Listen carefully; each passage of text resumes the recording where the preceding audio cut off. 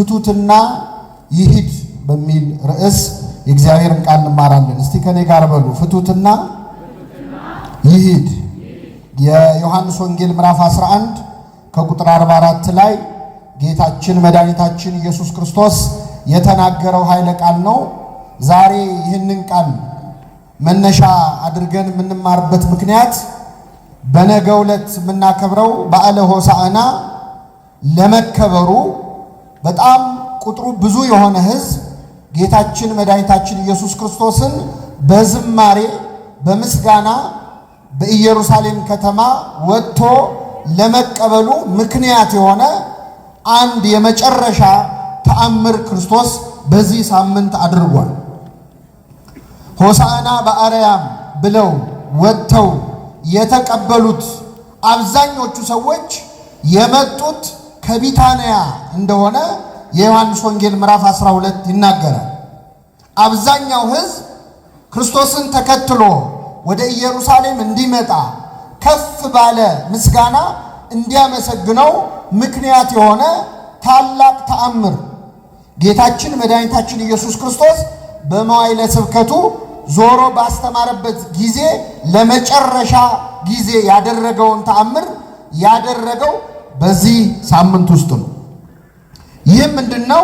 አልዓዛርን ከሞት ያስነሳበት ነው። እንደውም አንዳንድ አብያተ ክርስቲያናት የዛሬዋን ቅዳሜ ላዛረስ ሳተርዴ ወይም የአልዓዛር ቅዳሜ ብለው ሁሉ የሚያከብሩ ኦሪየንታል አብያተ ክርስቲያናት አሉ። ሌሎቹም ያከብራሉ። ይህንን በዓል ከአልዓዛር ታሪክ ጋር ያገናኘው ምንድነው?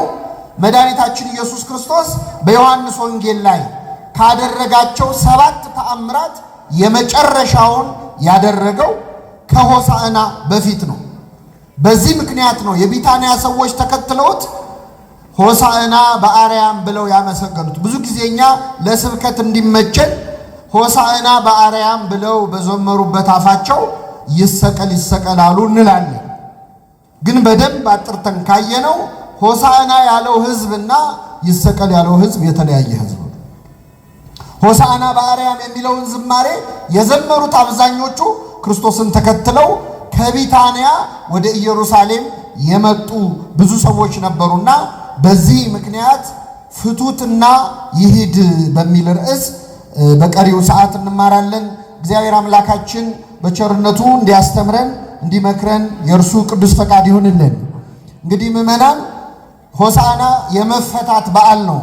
ቀደም ሲል ጌታችን አህያይቱንና ጉርንጫይቱን ፈታችሁ ምን በሉልኝ መልሱልኝ አምጡልኝ ብሎ ነበር።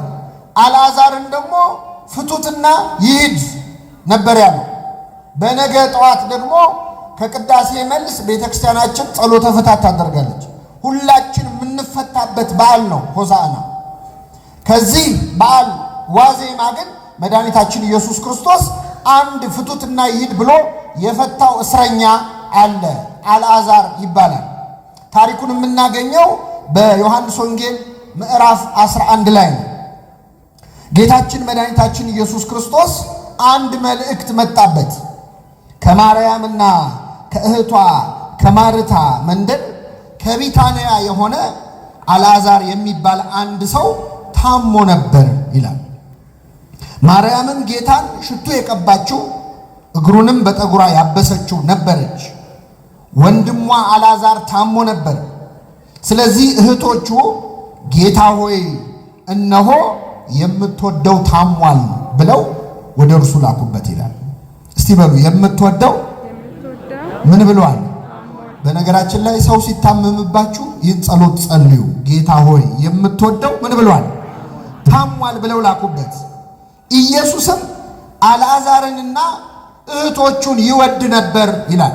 እንግዲህ አምላካችን ኢየሱስ ክርስቶስ ሁሉን ወዳጅ ነው፣ መፍቀሬ ሰብ ነው። ነገር ግን በተለይ ደግሞ በቢታንያ ይኖሩ የነበሩትን ማርያምን፣ ማርታንና ወንድማቸውን አልዓዛርን ጌታ ይወድ ነበር። ክርስቶስ ሁሉን ይወዳል፣ ግን ተለይቶ ደግሞ እገሌን ይወድ ነበር ተብሎ የተነገረላቸው ጥቂት ሰዎች አሉ። ለምሳሌ አልዓዛር ወንጌላዊ ዮሐንስ ፍቁረ ጊዜ የምንለው ይወዳቸዋል ተብሎ ተነግሯል። ለምንድን ነው? ክርስቶስ ያዳላል ወይ? አንዱን ይወዳል ሌላውን አይወድም ልንል እንችላለን ወይ? ቅዱስ ዮሐንስ አፈወርቅ ሲተረጉም ምን ይላል? የክርስቶስ ፍቅር እንደ ፀሐይ ነው ይላል። እንደ ምንድን ነው? ፀሐይ ለሁሉ ታበራለች፣ ግን ፀሐይ ወደ ቤት ውስጥ የምትገባው የቤቱ መስኮት በተከፈተበት መጠን ነው። ክርስቶስ ፍቅሩን ለሁላችን አብርቷል። ልባችንን ግን ሁላችንም እኩል አንከፍትለት። ስለዚህ ይህ ቤተሰብ ለክርስቶስ ልቡን ወለል አድርጎ የከፈተ ቤተሰብ ነበረ። አልዓዛር፣ እህቱ ማርያምና ማርታ ክርስቶስን ፍቅሩን የተቀበሉ ቤተሰቦች ነበሩ። ይህን የምታውቁት በሉቃስ ወንጌል ላይ መድኃኒታችን ኢየሱስ ክርስቶስ በአልዓዛርና በማርያም በማርታ ቤት ተገኝቶ ነበር። እንግዳ ሆኖ መጥቶ ነበር። ጥቂት ሰዎች ናቸው ክርስቶስ ቤታቸው ገብቶ እንግዳ ሆኖ የተስተናገደላቸው። ወደ ማርያምና ወደ ማርታ ቤት ግን ገብቶ ነበር። ወደ እነሱ ቤት የገባ ክርስቶስ ወደ ሁላችን ቤት ይግባል። ቤታቸው ገብቶ ተስተናግዷል። እንደውም በጣም የሚገርማችሁ ክርስቶስ እዚያ ቤት በተስተናገደበት ዕለት ሁለቱ እህትማማቾች ተጣልተው ነበር። ማርያምና ማርታ ምን አጣላቸው መሰላችሁ? ማርያም ከክርስቶስ እግር ስር ቁጭ ብላ ቃሉን ስትሰማ፣ እህቷ ማርታ ግን ክርስቶስማ ቤቴ መጥቶ ዝም ብዬ አልሸኘውም ብላ ወደ ጓዳ ገብታ ለክርስቶስ የሚሆነውን ምግብ ስታዘጋጅ ነበረ። ይህን ጊዜ ማርታ ተናደደች። እንዴ እኔ እዚህ ብቻዬን ስሰራ እህቴ ስትተወኝ አይገድህም ምን ብላ ወደ ክርስቶስ መታ ከሰሰቻት። ይህን ጊዜ ክርስቶስ ምን አለ? ማርታ ማርታ ስለ ብዙ ነገር ትጨነቂያለሽ፣ ትታወኪማለሽ። የሚያስፈልገው ጥቂት ወይም አንድ ነገር ነው። ማርያምስ የማይቀሟትን በጎ ዕድልን ምን ብላለች? መርጣለች። ስለዚህ ከማርያምና ከማርታ ጥሩ የሰራችው ማነች? ማርያም ነች ወይስ ማርታ? መልሱልኝ እስቲ እህቶች ብቻ መልሱ። ከማርያምና ከማርታ ጥሩ የሰራው ማን ነው? አይ አሁን ይናላችሁ እስቲ ልጠይቃችሁ። እዚህ መሃል እህት ያላችሁ እጃችሁን አውጡት። እህት ያላችሁ በጣም አውርዱሽ። ቤት ውስጥ እንግዳ ሲመጣ እህታችሁ ከእንግዳው ጋር ቁጭ ብትል ነው ደስ የሚላችሁ? ጓዳ ብትገባ ነው ደስ የሚል? ታዲያ ለምን ታስመስላላችሁ? ማርያም ከእንግዳው ጋር አብራ ምን ብላ ነበር? ቁጭ ብላ ነበር። ማርታ ግን ትሰራ ነበር። ብዙ እህቶች እንግዳ ሲመጣ ከእንግዳ ጋር ቁጭ የሚሏል። አንቺ ስራ አትወጂም፣ እንግዳ ሲመጣ ሄደሽ ከሱ ጋር ትቀመጫለሽ ብላችሁ ከእህቶቻችሁ ጋር ሁሉ ትጣላላችሁ። ታዲያ ለምንድን ነው ማርያምን የምናመሰግናት? እዚያ ቤት የመጣው እንግዳ እኮ ተራ እንግዳ አይደለም። የዚያ ቤት እንግዳ ሰማይንና ምድርን የዘረጋው መድኃኔዓለም ክርስቶስ ነው። ምግብ አያስፈልገው። ቅዱስ ኤፍሬም ሶርያዊ ምን ይላል? ማርታ ምግብን ለፈጠረው አምላክ ምግብ ልትሰራ ወደ ጓዳ ገባች። ምግብን የሰራው ማን ነው? እግዚአብሔር ነው። አመለጣት። ቤቷ ቁጭ ብሎ ሲያስተምር የክርስቶስን ቃል የመስማት እድል አመለጣት። አለን በየቤተ ክርስቲያኑ። በነገራችን ላይ ልክ ወንጌል ሲጀምር ውር ውር ማለት የምንጀምር ሰዎች አሉ። የማርታ ችግር ያለብን ማስተናገድ የለመደ ሰው እኮ አይቀመጥም። ታውቃላችሁ፣ ይቁነጠነጣል፣ ወደዛ ወደዚህ ይላል። ማርያም ግን ቁጭ ብላ ትማር ነበር። የማይቀሟትን በጎ ዕድልን ምን አለች? መረጠች። ይህን ጊዜ ማርታ ተበሳጨች። እንዴ እኔ እዚህ ስለፋ ብቻዬን ስትተወኝ አይገድህም ምን ብላ መጣ ወደ ክርስቶስ መጣ ከሰሰቻት። ቃለ እግዚአብሔር የማይማር ሰው እኮ ክስ ያበዛል። ታውቃለህ። አንደኛ እህቷን ጠርታ ነይ አግዢኝ እንጂ ብትል ምን አለበት? እሷ ግን አሽሙር ነው የተናገረችው። ሰው ወንጌል ሲቆላው አሽሙረኛ ይሆናል። እህቴ ስትተወኝ አይገድህም፣ እንኪያስ እንድታግዘኝ ንገራት አለችው። ይህን ጊዜ ጌታ ማርታ ማርታ ስለ ብዙ ነገር ትጨነቂያለሽ፣ ትታወቂያለሽ። የሚያስፈልገው ጥቂት ወይም አንድ ነገር ነው። ማርያምስ የማይቀሟትን በጎ ዕድልን መርጣለች። እዚህ ላይ በጣም የሚገርማችሁ ምዕመናን፣ ማርታ ወገቧን ይዛ መጣ ስትከሳት ማርያም አንድም መልስ አልሰጠችም። እኔ እንዳንቺ ወጥ መስራት አቅቶኝ ነው ወይ? መማር ይበልጣል ብዬ ነው እንጂ ወንጌል ይበልጣል አላለች። ዝም ምን ያለችው? ምንድነው ዝም ያስባላት? ቃለ እግዚአብሔር። ሰው የእግዚአብሔር ቃል ውስጡ ሲገባ ጸጥ ይላል። ቢሰድቡት አይሰማውም። አፏ ብቻ አይደለም ዝም ያለው ልቧም ጭምር ነው። አባ ሕርያቆስ በቅዳሴያችን ምን ይላል? ናጥሪ እንከ አርምሞ ወትዕግስተ ከመ ማርያም። እንግዲህ እንደ ማርያም አርምሞና ትዕግስትን ገንዘብ እናድርግ። አፏ ብቻ አይደለም ዝም ያለው ልቧም ዝም ብሏል። እኛ አንዳንዴ አሁን ከሰው ጋር ስንጣላ አፋችን ዝም ይላል፣ ውስጣችን ግን ዝም ይላል። ስድብ ነው የሚያጠራቅመው። ይሄን የምታውቁት የሆነ ቀን ዝም ያለውን ሰው ሌላ ቀን ስናገኘው ባለፈውም ትችል ነው ብለን ከአቆምንበት ነው የምንቀጥለው። ማርያም ግን ልቧም አፏም አልተናገረም። አርምሞና ትዕግስትን ገንዘብ እናድርግ የማይቀሟትን በጎ ዕድል መረጠች ብሎ ጌታችን አመስግኗታል። የማርያምን ዕድል ለሁላችን ያድለን።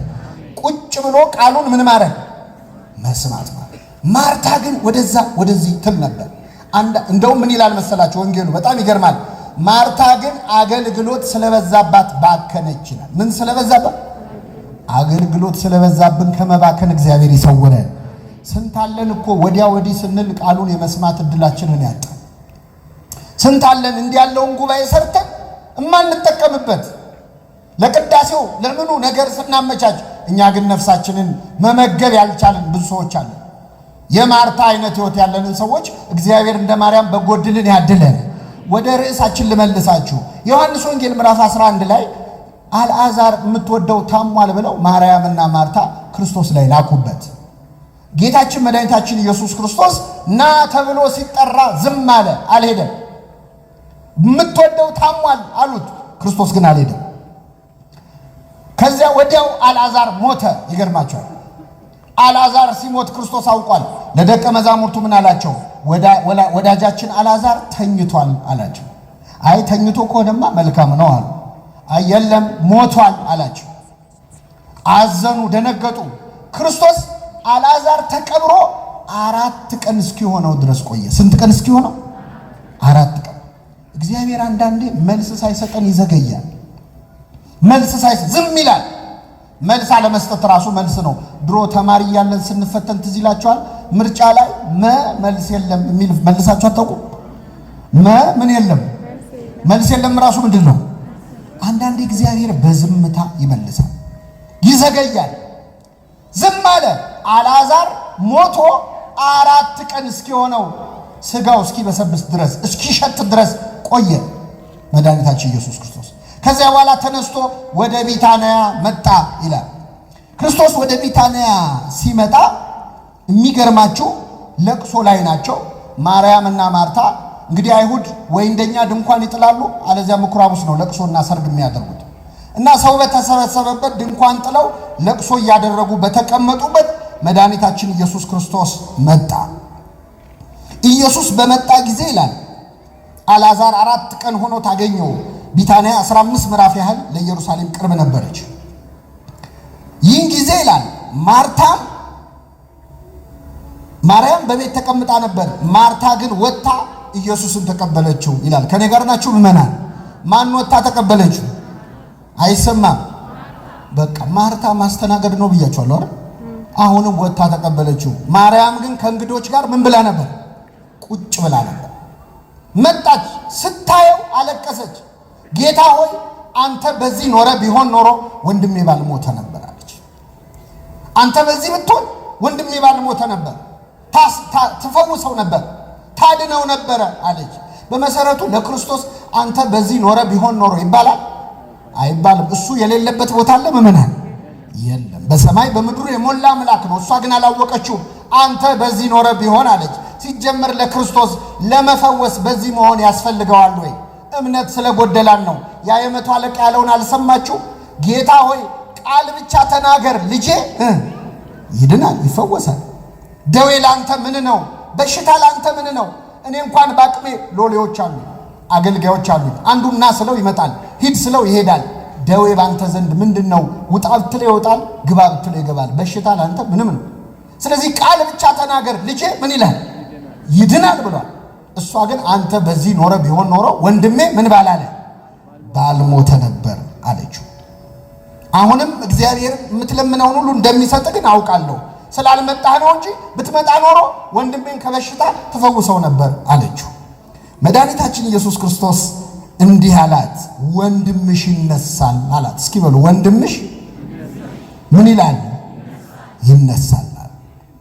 ወንድምሽ ይነሳል ሲላት ማርታም በመጨረሻው ቀን በትንሣኤ እንደሚነሳ አውቃለሁ አለችው።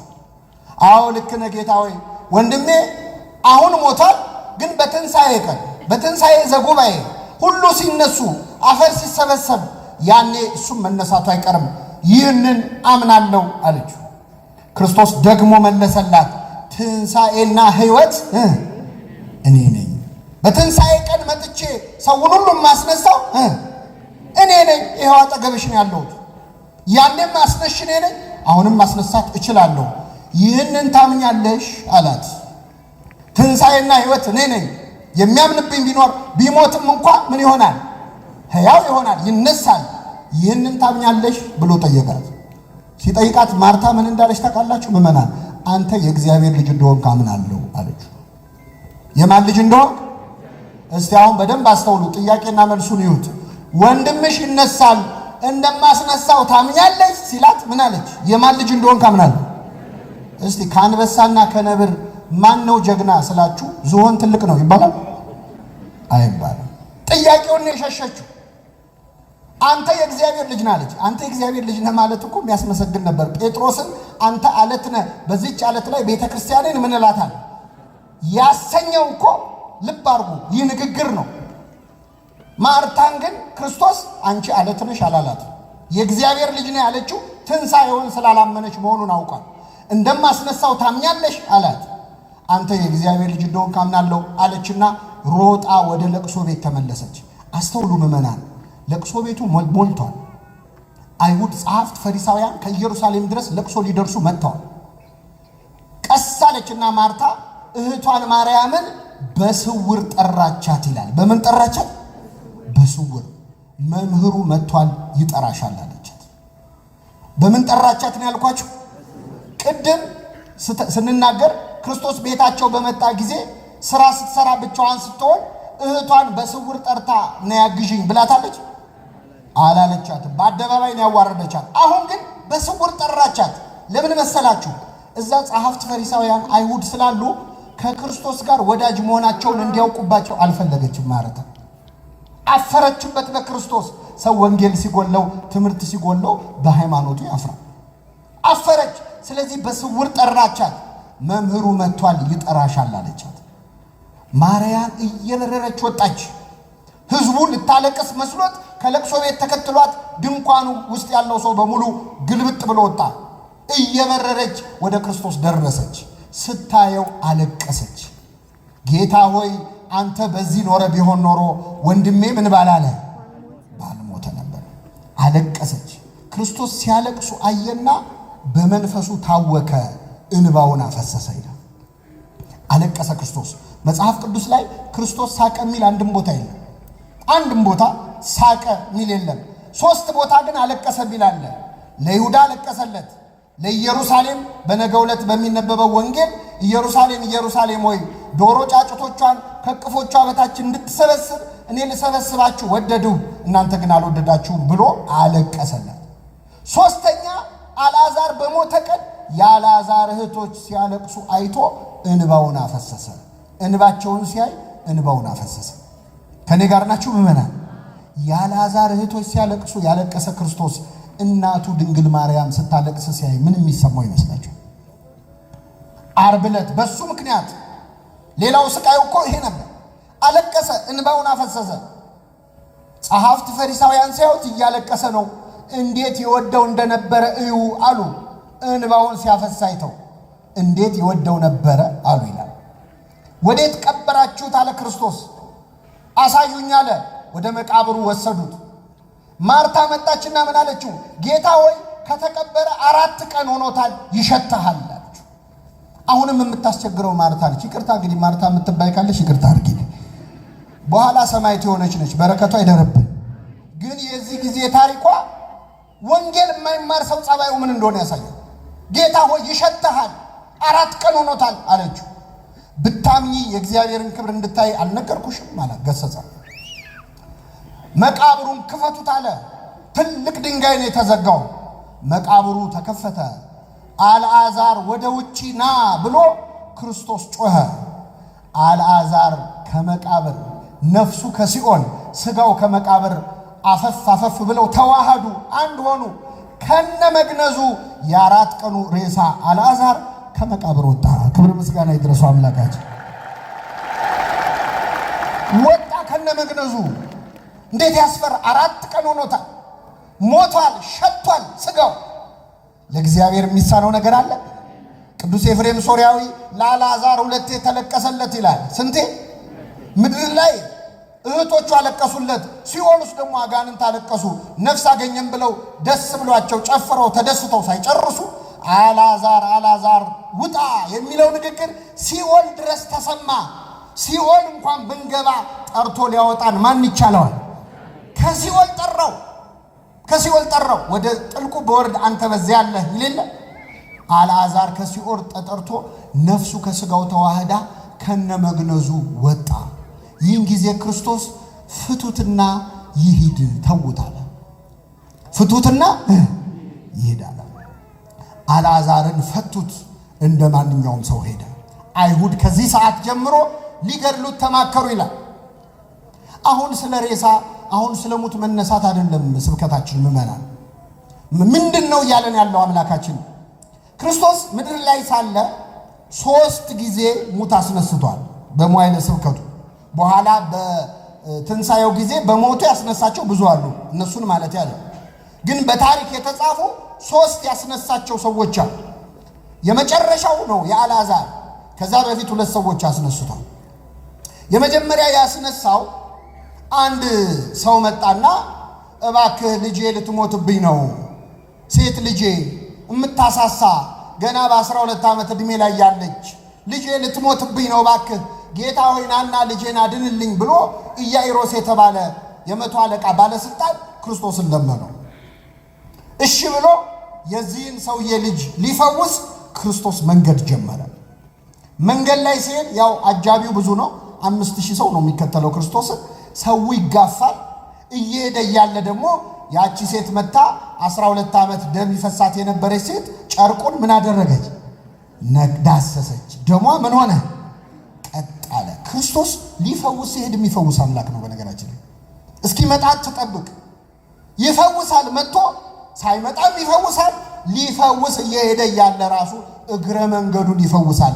አምላካችን እግረ መንገዱን ይፈውሳል። እግረ መንገዱን ይማረን። ወደ ኢያኢሮስ ቤት እየሄደ እያለ እግረ መንገዱን ፈወሳት። ከዛ ወደ ታመመችው ልጅ ሰፈር ሲደርስ፣ ወደ ኢያኢሮስ ልጅ ቤት ሲደርስ እባክህ መምህሩን አታድክመው፣ በቃ ልጅቷ ሞታለች አሉት። ጥሩ ነው መምጣቱ፣ ጥሩ ሙከራ ነው፣ ግን መምህሩን አታድክመው ሞታለች አሉ። ክርስቶስ ግን ተኝታለች አልሞተችም አለ። ሞት ለሱ እንቅልፍ ነው። አልዓዛርንም ተኝቷል ነው ያለው፣ እሷንም ተኝታለች አለ። ከዛ ሰውን ሁሉ አስወጣ፣ እናት አባቷን አስቀረ። 3ቱን የምስጢር ሐዋርያትን ጴጥሮስን፣ ያዕቆብን፣ ዮሐንስን አስገባ። ገባና ክርስቶስ ወደ አልጋዋ ቀረብ ብሎ ጣቢታ ሆይ ተነሽ አላት። ልጅቷ አፈፍ ብላ ተነሳች። ምግብ አቅርቡላት ትብላ አለ አምላካችን። ክብር ምስጋና ይድረሰው። ሙት አስነሳ አላስነሳ? አንድ በሉ። ሁለተኛ ያስነሳው ደግሞ አንዲት ሴት ወንድ ልጇ ሞቶባት፣ በ10ዎቹ ዕድሜ ያለ ጎበዝ ነው፣ ወጣት ነው፣ ሞቶባት ሊቀበር ሬሳውን ተሸክመው ይሄዳሉ። መንገድ ላይ ነው፣ ናይን የምትባል መንገድ ላይ እና እናትየው ከኋላ ወይኔ ልጄ እያለች እየጮኸች ደረቷን እየደቃች ታለቅሳለች። ህዝቡ አብሯት ያለቅሳል። የወጣት ሞት ከባድ ነው አይደለም? ለፍታ ልጄ ደረሰልኝ ይጦረኛል ስትል ሞተ ልጇ። ስለዚህ ደረቱን እየደቃ ህዝቡ አብሯት ያለቅሳል፣ እሷም ታለቅሳለች። ሬሳውን ተሸክመው ሲሄዱ መንገድ ላይ ከክርስቶስ ጋር ተገናኙ። አስቆመው፣ ቀብሩን አስቆመው። ክርስቶስ ቀብራችንን ያስቆመልን አምላካችን። አስቆመው። ቆዩ አለ። በቃሬዛ ተሸክመውታል። አንተ ጎበዝ ተነሳ። ያ ልጅ ወዲያውኑ አፈፍ ብሎ ተነሳ። ስፍራው በእልልታ ድብልቅልቅ አለ። እግዚአብሔር ክብር ምስጋና ይድረሰው። ቀባሪዎቹ እልል እያሉ ተመለሱ ማለት ነው። ስንት አልኩኝ? ስንት አስነሳ? 3ኛ ያስነሳው አልዓዛርን ያስነሳው ከስንት ቀን በኋላ ነው? ከ4 ቀን። ሞት የተባለው ምዕመና የሥጋ ሞት የነፍስና ሥጋ መለየት አይደለም። እስመ ሞት አለ ነፍስ ርሂቅ በእግዚአብሔር። የነፍስ ሞቷ ከእግዚአብሔር መራቅ ነው፣ መለየት። ሞትን የምንባለው ነፍሳችን ከሥጋ ሲለይ ብቻ አይደለም፣ በቁም መሞት አለ። ቅዱስ ጳውሎስ ስለ ባልቴት ሲናገር ቅምጥሊቷ ሴት ግን በሕይወቷ ሳለች የሞተች ነች እንዳለ፣ ሙታናቸውን ይቀብሩ ዘንድ ሙታንን ተዋቸው እንዳለ። ከኛ መሃል በጣም ብዙዎቻችን ያለን መስሎናል እንጂ ሞተን። በድሩ ድክመት ነው ሲባል ሰምታችኋል? ቀባሪ አተን ነው እንጂ በኃጢአት የሞትን በጣም ብሶች አለ። ክርስቶስ ምን ያደርጋል? 3 አይነት ነው አሟሟታችን። የመጀመሪያዋ የኢያኢሮስ ልጅ ሞት ነው። የት ነው የሞተችው? ቤቷ ውስጥ። ከእናት ከአባቷ ተለይታለች? አልተለየች። መኝታ ቤት ውስጥ አልጋ ውስጥ ነው ያለችው፣ ግን ሞታለች። ከቤተ ክርስቲያን ሳንወጣ የሞትን ሰዎች አለ። ቆመን እየሰበክን፣ ቆመን እየዘመርን፣ እየቀደስን፣ እያወደስን፣ ማህሌት እየቆምን፣ ሰዓታት እየቆምን፣ እንዲህ ነጭ ለብሰን በዓል እያከበርን ከእናታችን ከቤተ ክርስቲያን ከጓዳዋ ሳንወጣ የሞትን ሰዎች አለ። አምላካችን በቸርነቱ ያስነሳል። ጓዳ ድረስ ገባ። የታለች አለ። ቀረብ አድርጎ ካህናቱን አመጣ። ቤት ውስጥ ሆነ ነው የሞትነውን አምላካችን በካህናቱ ፊት ነው ያስነሳል። ተነሽ አለ። ነፍሳችንን ተነሽ ይበልልን አምላካችን። በኃጢአት የሞተች ነፍሳችንን ተነሽ ይላታል። ምግብ አቅርቡላትና ትብላ አለ። ስጋውን ደሙ ትብላ፣ በንስሐ ትነሳና እቺ ነፍስ ስጋውን ደሙን ስጧት ትብላ ብሎ ሁላችንን ባለንበት በቤተ ክርስቲያን ትንሣኤ የሚሰጠን ማን ነው? እግዚአብሔር። ለሁላችን ይስጠን። ሁለተኛው አሟሟት ምንድነው ካላችሁ፣ ሊቀብሩት ይዘውት መንገድ ላይ እየሄዱ ነበር አይደል? ከኔ ጋር ናችሁ? ምን ላይ ናቸው? መንገድ ላይ ናቸው። ሊቀበር ነው ልጁ። ከእናቱ ቤት ወጥቷል። መንገድ ላይ ነው ያለው። ወደ ቀብሩ ሊሄድ ግማሽ መንገድ ይቀረዋል። እናቱ ከኋላ ወይኔ ልጄ ወይኔ ልጄ እያለች ታለቅሳለች። ሁለተኛው ከቤተ ክርስቲያን መውጣት የጀመርን ሰዎች አሉ። ከእናታችን ከቤተ ክርስቲያን ወጥተን ወደ መቃብር ልንገባ፣ ወደ ኃጢአት ልንገባ፣ ወደ ክህደት ልንገባ መንገድ የጀመርን ሰዎች አሉ። መንገድ ላይ ሊቀበር እየሄደ እያለ እናቱ ከኋላ ወይኔ ልጄ እያለች ትከተለው ነበር የተባለችው የፈረደባት ቤተ ክርስቲያን ነች። የፈረደባት እኛ ከሃይማኖት እኛ ከምግባር ተፈናቅለን ልንወጣ ስንል ወይኔ ልጄ እያለች እያለቀሰች የምትከተለው እናት ቅድስት ቤተ ክርስቲያን ነች። ቀባሪዎች ደግሞ አሉ። ወይ በቃ በቃለት እያሉ የሚከተሉን ማለት ነው። ስትወጣ እኮ ይሄ ልጅ እኮ ወጣ ብሎ ከሚያዝነው በላይ ቀባሪው ይበዛል። እና ክርስቶስ ከመንገድ አስቆመ። ከኛ መሃል ከሃይማኖት ሊወጣ ጫፍ የደረሰ ሰው ይኖራል። እዚህ መሃል ምግባሩ የተበላሸ ወደ መቃብር ጉዞ እያደረገ ያለ አገልጋይ የነበረ፣ ሰባኪ የነበረ፣ ዘማሪ የነበረ፣ ሰንበት ተማሪ የነበረ እናቱ ደረሰልኝ ስትል አስተምራ ቤተ ክርስቲያን ደና ቦታ ደረሰ ሲባል የካዱ እኮ ሰዎች አሉ። ሊክዱ የጀማመራቸው አሉ። የፈረደባት እናት እየተከተለች ወይኔ ልጄ ትላለች ቤተ ክርስቲያን። ክርስቶስ ከመንገድ አስቁሞ ቀብሩን ወደ ሰርግ ቀየረው። አምላካችን ቀብራችንን ያስቁምልን። አው መንገድ ላይ ይጠብቀናል እግዚአብሔር ልንወጣ ስን። ሶስተኛው ምዕመናን የአልዓዛር ሞት ነው። እሱ ደግሞ ከተቀበረ ስንት ቀን ሆኖታል? በስብሷል፣ ሸቷል። ከቤተ ክርስቲያን እንደ ኢያኢሮስ ልጅ ቤት ውስጥ ሆነን የሞትን አለን።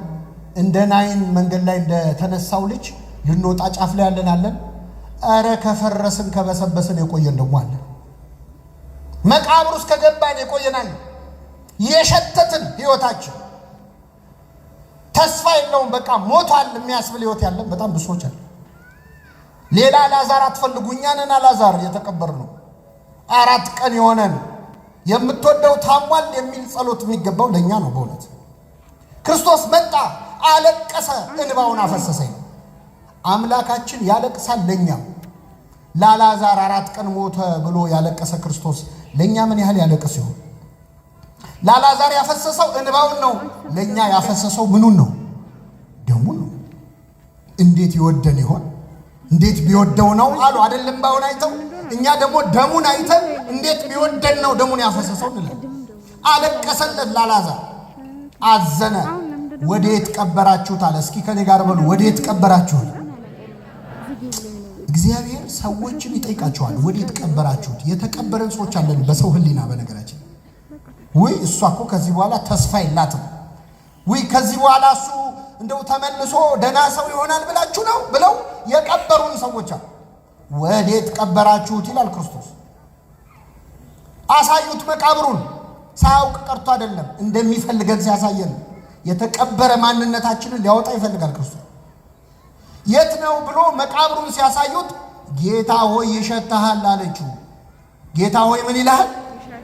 ይሸታል። አንዳንዴ እግዚአብሔር ሳይጸየፍ እኛ የምንጸየፋቸው ሰዎች አሉ።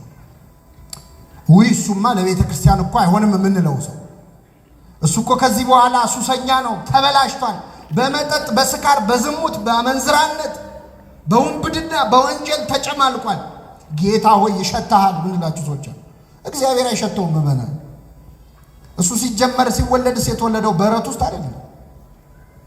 የሚሸት በረት ውስጥ እኮ የተወለደው እንደ በረት የከረፋ ማንነት ቢኖራችሁ እኔ አልጸየፋችሁም ሲል ይሸታሃል አለችው። ማርታ ፈረደባት ዛሬ መሰለኝ። ያልተማረ ሰው እንደዚህ ነው ይሸታሃል ይላል። ቤተ ክርስቲያን ውስጥ ይሸታሃል ምንላቸው ሰዎች አሉ። የፀጉር አቆራረጣቸውን አይተን፣ አለባበሳቸውን አይተን፣ ውሏቸውን አይተን እንዲህ ያለ ጉባኤ ሲመጡ አይሱ ለዚህ ነገር አይሆንም የምንላቸው ሰዎች ትዝ ይላቸዋል። ጳውሎስን ሲመርጠው ሳውልን እግዚአብሔር የቸገረው እኮ ጳውሎስን ከማሳመን በላይ ሐናንያን ማሳመን። አረ መርጫዋለሁ አጥምቀው ሲለው አረ ጌታ ሆይ አሳዳጅ እኮ ነው አይሆንህም አለ። ለማንም ይነግረው? ለእግዚአብሔር። እግዚአብሔር ሰዎችን ከማምጣት በላይ የተበላሸ ሕይወት ያላቸውን ሰዎች ከማዳን በላይ የሚቸገረው ውስጥ አለን የምንለውን ሰዎች ለማሳመን የምንመጻደቅ ሰዎች አለን። ጸሐፍት ፈሪሳውያን አለን።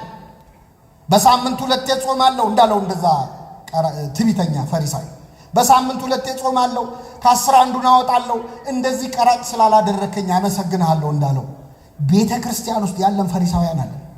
ይሸታሃል አለችው። ወንድሟ እኮ ነው። ይሸታሃል አለችው። ብታሚ የእግዚአብሔርን ክብር እንድታይ አልነገርኩሽም አለ። አልዓዛር ወደ ውጭ ና አለው። ማን ወደ ውጭ ና? ደከማችሁ እንዴ?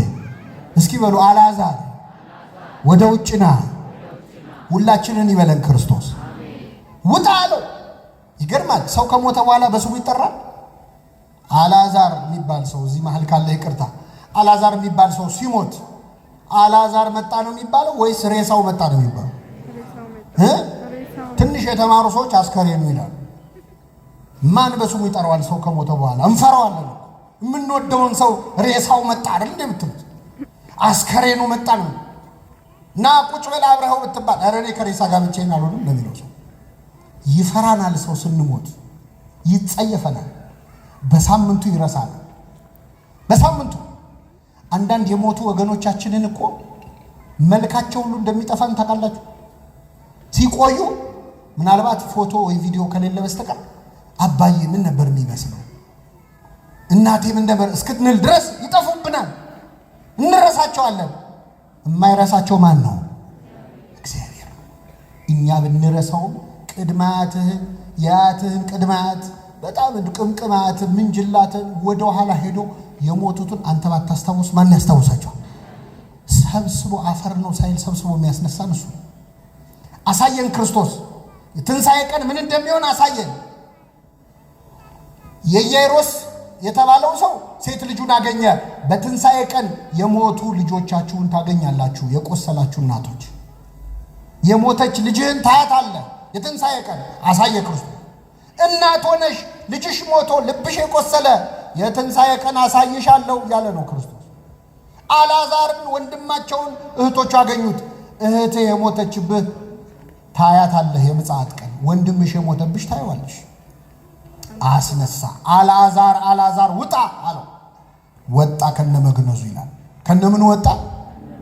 ለምን መሰላችሁ? አልዓዛር ያው ተመልሶ ይሞታል አይደል? አይሞቱም? ክርስቶስ ሲሞት መግነዙ ምን ብሎ ነው የወጣው? ትቶ ነው የወጣው። ለምን? ላይሞት ስለተነሳ ማለት። አልዓዛር ግን አሁን ቢነሳም ተመልሶ ስለሚሞት ቁጠባም ያስፈልጋል አይደል? ለሌላ ቀን አያስፈልግም መግነዙ። አዎ ንብረት ላለማባከን ክርስቶስ ከነመግነዙ አወጣ። ፍቱትና ይሂድ ተውት አለ። እችን ቃል ተናግሬ ያበቃለሁ። ፍቱትና በሉ ይሂድ ተውት። 3 ነገር ነው የተናገረው። ምን በሉት? መጀመሪያ ፍቱት። ቅድም ፈታችሁ ምን በሉልኝ? አምጡልኝ። አሁን ደግሞ ፍቱት አለ። አሁንም ፍቱት የተባሉት ሐዋርያት ናቸው። ፍትህዎ፣ ቅድም ፍትህዎን ፍቷቸው ነበር የተባለው። አሁን ደግሞ ፍቱት አለ ክርስቶስ። መፍታት የቤተ ክርስቲያን ስራ ነው፣ የካህናት ስራ ነው። ቅድም ከሐዋርያቱ ሁለቱን ነው ፈታቸው አምጡልኝ አላቸው። ቀሳውስት አባቶቻችን እኛን የመፍታት ስልጣን አላቸው የላቸው? እንድርያስንና ጴጥሮስን ላካቸው ይላል። ፊልጶስን እንድርያስን ላካቸው። አሁንም ከደቀ መዛሙርቱ ሁለቱን ላከ። ዛሬም እዚህ መሃል እንዳላዛር የተተበተበ ኃጢአት ያለብን በጣም ብዙዎች አሉ። ይጠራቸዋል ካህናቱ። አሁን ያሉ ካህናትም ከደቀ መዛሙርቱ መካከል ናቸው። ከሐዋርያት ጋር ይቆጠራሉ አይቆጠሩ? መልሱልኝ። ብፁዕ አቡነ ጎርጎርዮስ በረከታቸው ይደርብንና ዘዋይ ትምህርት ሲያስተምሩ አንድ ፈተና ፈተኑ የሚል ነገር ሰምቼ ነው። ፈተናው ምንድነው? ከሐዲስ ኪዳን ካህናት ሶስቱን ጥቀስ የሚል። ስንቱን? ከዛ ተማሪው በሙሉ ጴጥሮስ፣ ያዕቆብ፣ ማቴዎስ ይላል። ሉቃስ እገሌ እገሌ ይላል። አንድ ብልህ ተማሪ ተነሳና መምሬ ከበደ፣ መምሬ አየለ፣ መምሬ ቶሎሳ። ልክ ነው ልክ አይደለም? እነሱም የማን ካህናት ናቸው? የሐዲስ ኪዳን ናቸው። ፍቱትና ይህ አለ። ከኃጢአት ማሰሪያ ፍቱ ተብሎ ለአባቶቻችን ለካህናት ተሰጥቷቸዋል። በምድር የፈታችሁት በሰማይ የተፈታ ይሆናል፣ ያሰራችሁት ታስሯል። ሲተረጉሙ ዮሐንስ ወንጌል ምዕራፍ 20 ከቁጥር 23 ላይ ኃጢአታቸውን የያዛችሁባቸው ተይዞባቸዋል፣ ይቅር ያላችኋቸው ይቀርላቸዋል። ስለዚህ እንደ አልዓዛር የተተበተበ ኃጢአታችንን የመፍታት ስልጣን ለማን ነው የተሰጠው? ለካህናቱ። ፍቱትና ይሂድ ብቻ አይደለም፣ ይሂድ ተዉት አለ። ተዉት በሉ እስኪ። ምን መሰላችሁ? አሁን አንዳንድ ሰው ሰካራም የነበረ፣ አመንዝራ የነበረ፣ ሱሰኛ የነበረ ክፉ ታሪክ ያለው ሰው እንደምንም ብሎ ክርስቶስ ውጣ ብሎ ከኃጢአት መቃብር ያስወጣዋል። እንደምንም ብሎ ወደ ቤተ ክርስቲያን ይመጣል። ከመጣ በኋላ ካህናት በንስሐ የኃጢአቱን ማሰሪያ ምን ይሉለታል? ይፈቱለታል። ከተፈታ በኋላ ግን እኛ አንተ ክርስቶስ ፍቱት ይሂድ ምን በሉት ተውት ነው ያለው። ከኃጢአት የተመለሰን ሰው እኛ መቼ እናስቀምጣለን? ዘፋኝ የነበሩ ሰዎች ዘማሪ ሲሆኑ እየሰማችሁ ነው። ከዘፈን ወደ መዝሙር የመጡ ሰዎች መቼ እንተዋቸዋለን? ዘፈኑን ሳናነሳ እንለቃቸዋለን እንዴ?